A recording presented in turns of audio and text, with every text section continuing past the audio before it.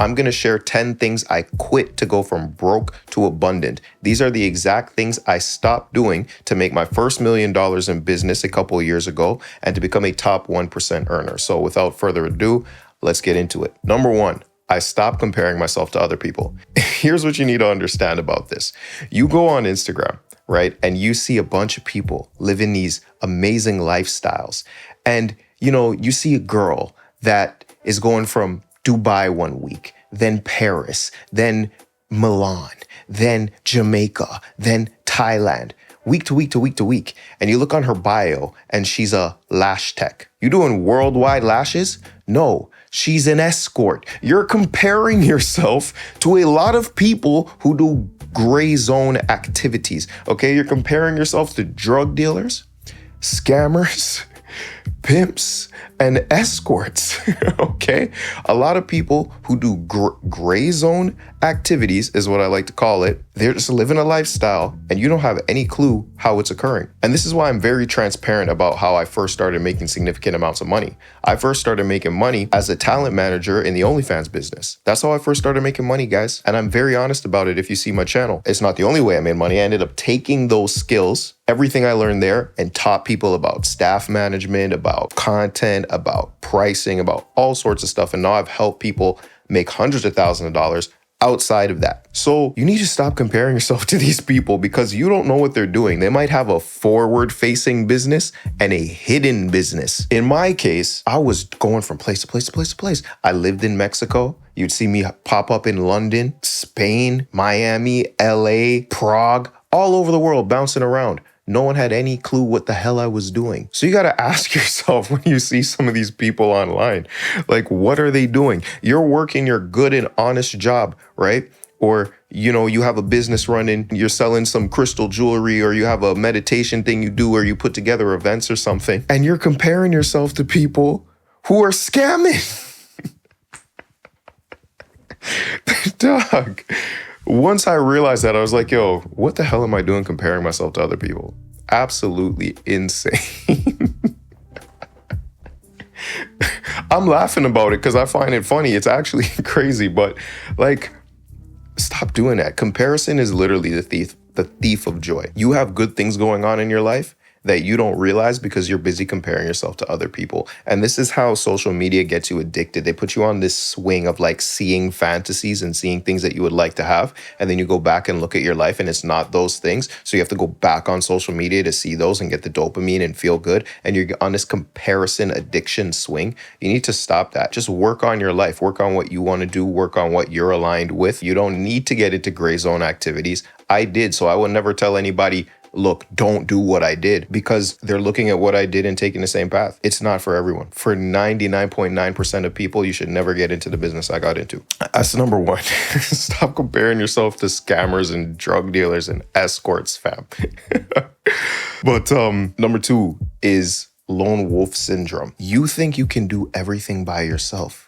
You can't. You don't even understand the words I'm saying without somebody else teaching you. Somebody taught you how to speak. Somebody taught you language. Somebody taught you how to read and write. Somebody taught you about math. Somebody taught you how to dress. You think you don't need anybody's help. You think you don't need to learn from anyone in terms of how to get rich or how to earn more money or how to be abundant. You are literally on YouTube right now looking for information from other people to better your life, but you think you can do everything alone. I know this intimately because I was like this. I thought I could do every single thing by myself because I originally come from the music business as an artist, producer, and engineer.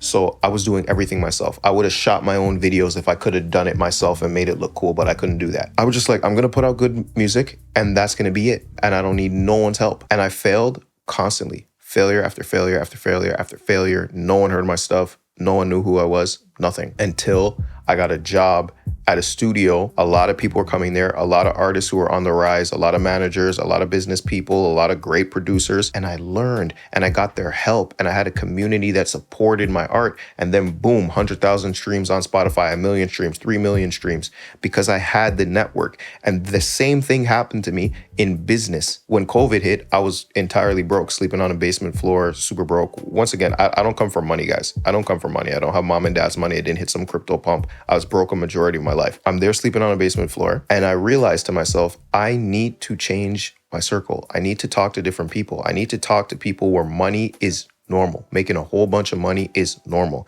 And I did. I paid to get into a professional network and absolutely changed my life. So you need help. Stop thinking you can do everything by yourself. I made a video about this. It's called Manifestation Has Made You Isolated and Broke. Watch that if you haven't watched it yet. Number 3, avoiding hard work. I used to be lazy, guys. Honestly, when I look back at my life, I used to be lazy. I would love to make music, so I can make music anytime. I could lock in and do that. But when it came to all the other stuff, just of like taking care of my finances and waking up early or whatever and exercising and all this type of stuff, I was lazy. I was afraid of hard work. But here's the thing, hard work is just a perception. It's just what you're perceiving as hard work. And it's only hard until it becomes normal. You had difficulty learning how to walk. Now walking is normal for you. When I was putting on weight, because I was incredibly skinny most of my life, and when I was putting on weight and getting fit and stuff like that, it was hard. I was working out like 5 days a week. I was eating so much food I could barely move, but I still had to work and stuff. It was not comfortable. It was very difficult. It was not a good time. But then it just became normal. Now it's normal for me to eat a certain amount of food. Now it's normal for me to work out. Now it's normal for me to run business. I had a client the other day ask me, Seth, how do you do so much stuff? I'm like, it's normal. I feel like I'm not doing a lot of stuff because it's just my frequency. And this is the thing. Your frequency is what's normal in your life. All it takes to change your frequency is just a tiny bit of discipline. Tiny bit of discipline for a short amount of time, and you will change your frequency, because you will change what's normal. Next, not prioritizing my time. You need to pay to get your time back. This is one of the most important things I ever learned. I would not hire staff. When I first started making money online, I would talk to other entrepreneurs and they were like, hire people, hire people, hire people. And I was like, no, they can't do the job as good as me. So forget it. And I quickly came to learn that I was burnt out all the time. I was working 16 to 18 hour days. And I was like, yo, this is not how life is supposed to be when you're making money. It's not supposed to be like this, or it's at least not the life I wanted to live. So I bit the bullet, hired my first staff member. And at that time I was making maybe 5K a month. And then I jumped to 10K a month the next month from hiring somebody, because I bought back my time and I could think. Time is infinitely more valuable than money. Why? Time is a limited resource. You're only gonna live for so long. You only have so many years in this physical existence. Money is infinite. Literally, they print it out of the sky every single day. It's becoming less and less valuable as time goes on. Something that is infinite cannot be more valuable than something that's finite. That's simple economics, supply and demand. When you start getting money, figure out what you can outsource. At my old place where I was gonna go mow the lawn. I was gonna go buy a lawnmower and mow the lawn. And then I was like, what the hell am I doing? I'm gonna spend 2 hours to do this. Let me go hire somebody. In the time spent that I would have spent mowing the lawn, I made back more than the money I paid the person to mow the lawn. Number 5, this is really important. I stopped hating rich people. I used to go to a lot of these like black spiritual events and slam poetry and all this type of stuff. And it's actually where I met my wife. But what I found within those communities, they hated rich people, particularly rich white people. And it was this whole blaming mentality. Like, yo, these rich people are the reason why our lives are like this. I'm a young black man and life is hard, and screw all these rich white people and blah, blah, blah, blah, blah. And I believed that. So I wasn't taking accountability for my life, because when you hate the rich or you blame other people for your problems, you take all the accountability away from yourself. My life is the way it is because of me. Your life is the way it is because of you. And when you realize that and you take accountability for your life, you can start doing anything. You can start maneuvering your reality. You can start changing your reality because it's in your control, because you've taken responsibility. Also, you will self-sabotage if you hate rich people, because if you hate rich people, anything that will get you to becoming rich, you're going to block yourself from doing it. Imagine money was a person and you hated money. Why would money ever come around you? You want money to be around you, but you hate it, and you hate people who have money around them. Why would money ever come visit you?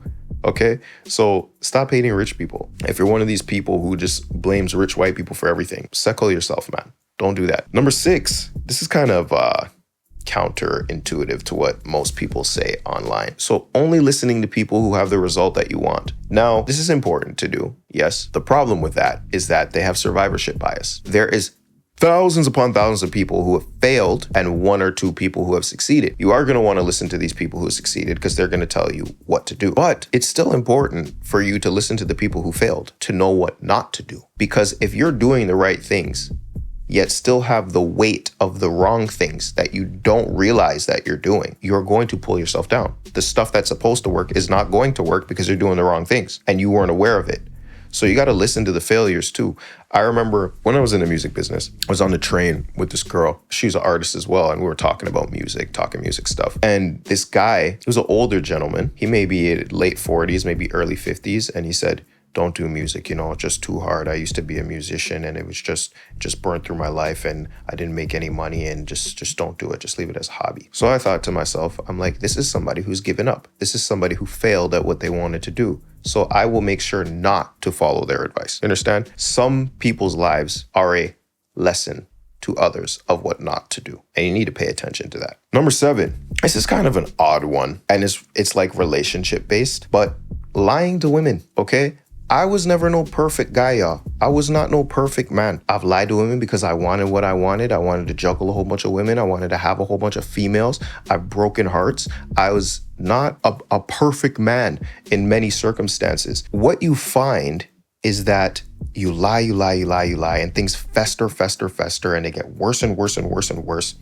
And eventually, you're just gonna have to tell the truth anyways. So you may as well have told the truth to begin with. And you have to approach life like this. Just tell the truth. It's hard sometimes, huh? It's difficult sometimes because you don't understand. You don't know how people are gonna judge you. You don't know what people are gonna say about you. You don't know how people are gonna feel about you. And we all have a level of fear of judgment. Even I have it still. I tell you guys to cancel out your charges and dispel judgment, but you just reach a different level of how you're afraid of being judged. Every time I talk about my story or I talk about some of my faults or I talk about things that I've done that could be perceived as bad or people would judge me for, it's not easy. It's not something I'm just like, yeah, I just want to talk about my entire life all the time. No, it's difficult, but better you do that and actually give people the choice of accepting you as you are instead of trying to trick them into believing in a version of you who is not real. And here's the thing, plenty of those women I dealt with, if I just said from the beginning, I'm dealing with multiple women, are you down for this or not down for it? Some of them would have said no. Some of them would have said yes. And it just would have been way less headache. Now, I don't do that anymore. I'm a married man, settled and happy.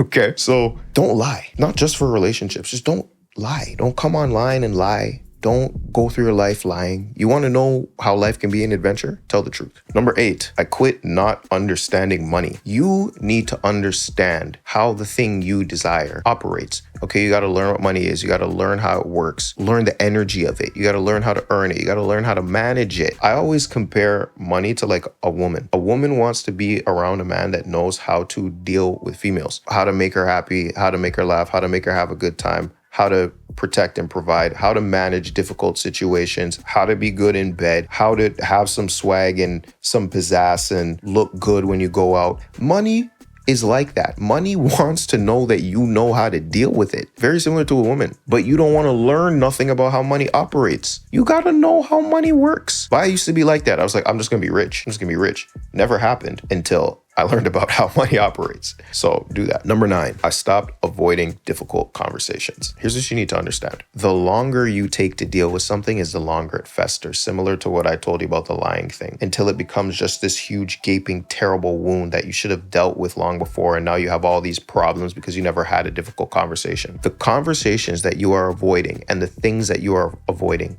control your life. They literally control your life because they block you from doing certain things. They create boundaries and barriers about what you're willing to talk about, who you're willing to have conversations with. For instance, increasing your income. You don't want to look at your bank balance. You're afraid of what it says. You don't want to look at your credit card balance. You're afraid of what it says. It's literally controlling you. You can't see the reality of what things are, so you can't change it. So have the difficult conversations. You'll get better at it the more you do it. It's never easy, but you got to do it. One more thing on that, because it relates to the lying anything. I had a mentor one time, and it was in relation to women. And he's like, all they want is that we tell the truth. We think they can't handle it, and that's where we're stupid. People can handle the truth, huh? They might not like it, but they can handle it. And number 10, materialism. Things do not make you happy. And I know it sounds cliche, and I know it's a platitude, and all the rich people say that. And here's the thing. When you get your money, go buy what you want to buy. I suggest you do it. Go buy what you want to buy. And then you're going to realize it never made you happy, because you're looking for a physical realm thing to make you have a mental and spiritual emotion, which doesn't make sense, because reality is formed from the spiritual and the mental. It is the cause,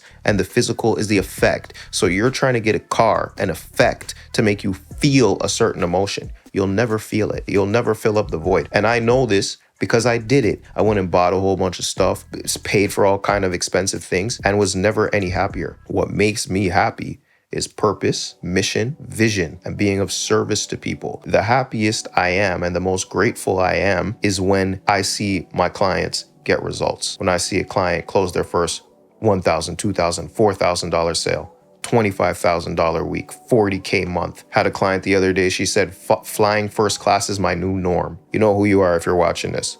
I'm very, very grateful that you've been able to do that. That's what warms my heart. That's what makes me incredibly grateful and incredibly happy, not the material stuff. So don't live your life for that. And there you have it. Those are the 10 things I quit doing to go from broke to abundant. I'll see you next time. Peace. I just wanted to let you know that I'm running the first money magnetism cohort. In just 7 days, I will teach you how to make $10,000 a month or more using the laws of the universe. So provided there's enough interest, I will run this cohort in April. You can see what you're getting and sign up for the waitlist in the description below. Peace.